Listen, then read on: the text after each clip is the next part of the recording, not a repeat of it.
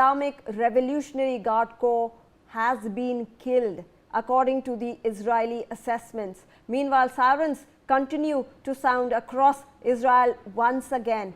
So this is when we are talking about aims and targets. If I can get in Shruti Das Gupta on this.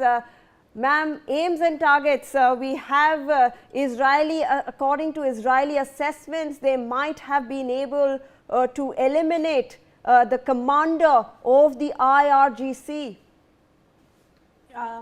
I believe this is their strategy. They would like to strike out high-profile targets like they did in June.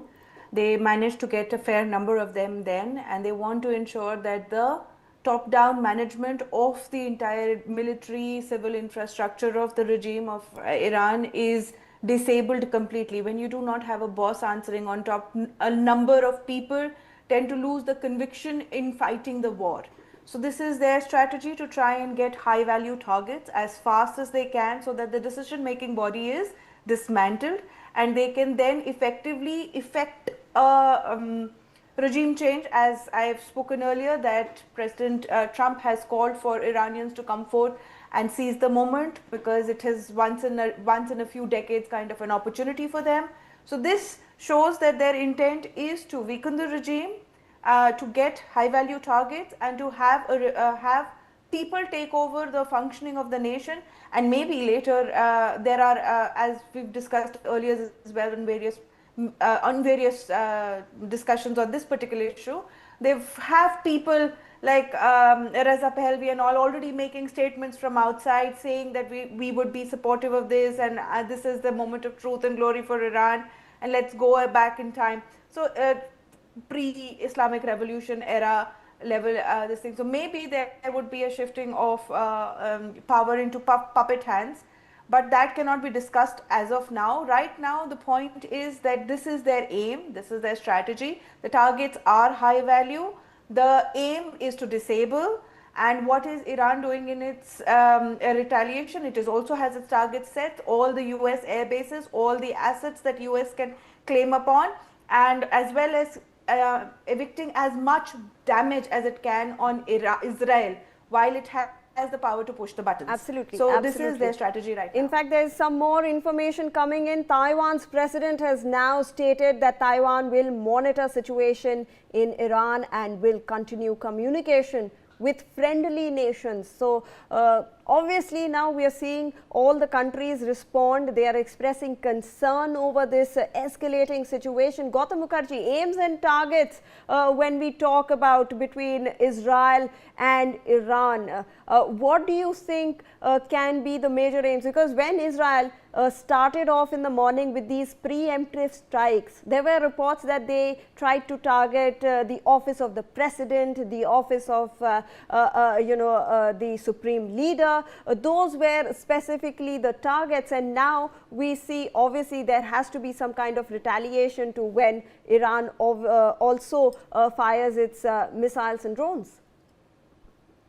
Yes, well, this will go back and forth, but I think in all probability, Iran will deplete its stocks faster, and I don't think the people on its side, such as China, are going to get their hands wet by supplying them with anything.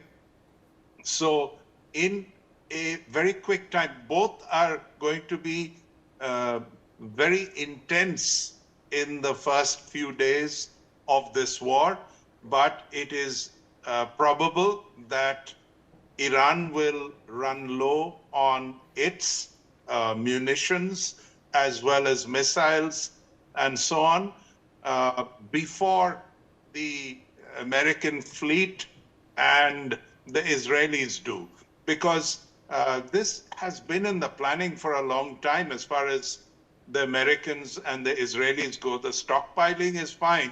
It's a matter of supplying the front line, supplying fuel to the aircraft, supplying munitions and missiles to the armada and the submarines and so on. And this is something that will become more and more important as this war prolongs.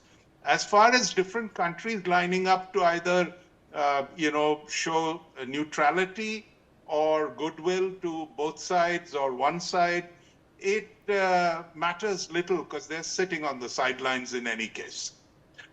Britain, for example, has said several times that we are not participants in this war. Some of them have said that we are worried about Iran's ballistic missiles, which at the moment can reach Britain. And Britain actually has no defenses, unlike Israel that has its Iron Dome practically covering the whole country. Britain is defenseless against ballistic missiles from Iran. So they've been very careful to say we're not participating. They have to offer a certain amount of logistical support by way of air bases and so on to the Americans, both in Britain itself as well as in Diego Garcia. But they're not going further than that. Like this, a lot of other people will be looking out to not get embroiled in this, particularly as long as Iran has ballistic missiles that are hard to stop. Absolutely, absolutely. In fact, let me also rope in Air Marshal Anil Tiwari on this. Sir, when we're talking about targets, when we're talking about aims, what do you believe is the Iranian strategy? Because like you mentioned earlier as well, they are trying to target all the bases, US bases that are there in the region apart from Israel. They're not concentrating all their firepower towards Israel. Very rightly said. See, what is Iran's strategy? Iran doesn't want to destroy Israel because it does not have the power, it does not have so much of missiles that it can go through the Iron Dome and able to destroy Israel. So what is Iran doing? Iran is trying to target the bases in all the Middle East countries. Why? Because it wants the Middle East countries to come up and tell USA, stop the war. Is USA going to listen to them? That's a $1 million question. And like I said earlier, the end result is what? Like all the panelists are saying the same thing. The end result is removal of Ayatollah Khamenei as a leader and stopping their nuclear program. How they'll be successful or not, we have to see. And Iran, see, initially what it's doing is attacking the bases. Till here, there is not much of a problem. The further problem will start when Iran starts interfering in the Strait of Hormuz. It starts attacking and blocking and stopping the Strait of Hormuz. Then there's a massive chaos is going to take place, and it is going to affect, as it is going to affect our whole world. And like I said, India, because 60% of its energy needs come through the Strait of Hormuz. So it is going to affect all of us. So till Iran, initially it will attack all these bases. The moment USA will continue increasing its strikes over Iran, trying to destroy them, they will start, because now Iran has nothing much to lose. Iran cannot say, okay, I give up, and Ayatollah Khamenei here, I surrender, and okay, will not. They will not do that. It is not in their nature. So they will continue to harm as much as possible. And like somebody was saying, able to get through their defenses and get through the carriers, a difficult, very, very difficult proposition.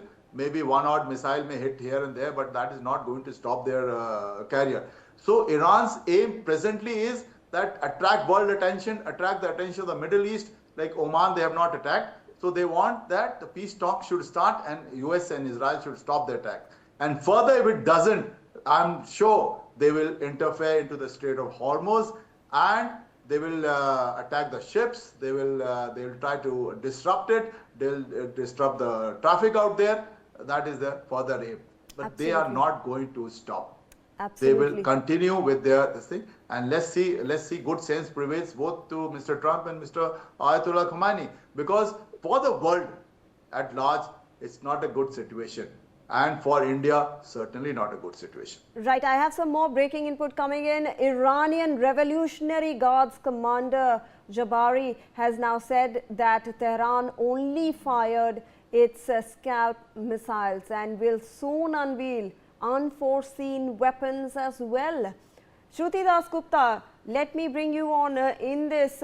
So Iran is now stating that they have only used some of their missiles. There are unforeseen weapons with them that they will unleash and unveil. Do you believe, like Sir was in fact pointing out earlier, that if the Strait of Hormuz is attacked, if that sea route is disrupted, the entire fuel supply will in fact be affected? We'll see rising crude prices. Shruti Dasgupta.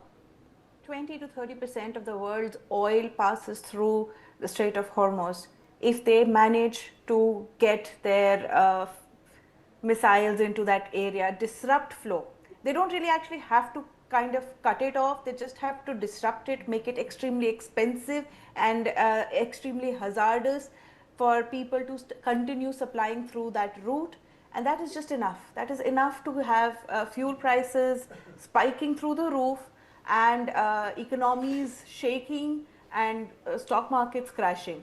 That is all they need. Once that starts happening, the pressure on USA and Israel to stop the war would be huge, because every single economy was going to suffer from this. It's not just going to be like India, or it's not just going to be Pakistan, or it's not going to be just China. It is going to be the whole world economy standing on really shaky grounds.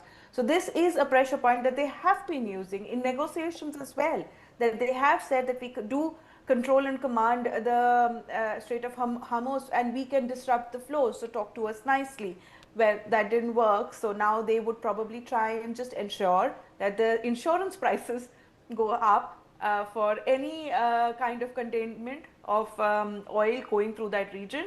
Apart from that, we've got the Red Sea happening, where the Houthis have vowed to take down every Israeli shipment as well as all other shipments, attack as much as they can through drones and other means, missiles, and that would also interrupt global markets. So when it's not just Iran that is losing out or Israel that is being impacted, when the entire world's economy starts taking these hits just because Israel and USA found it to their benefit to attack while Iran is on the talking table, it makes everybody else have cold feet, and they would want this kind of an aggression to come down as soon as possible. When the world pressure ends up on the table, it may push USA to either end it as fast as they can and say we've accomplished our targets, or back off and then have a lot to answer to their own voters and their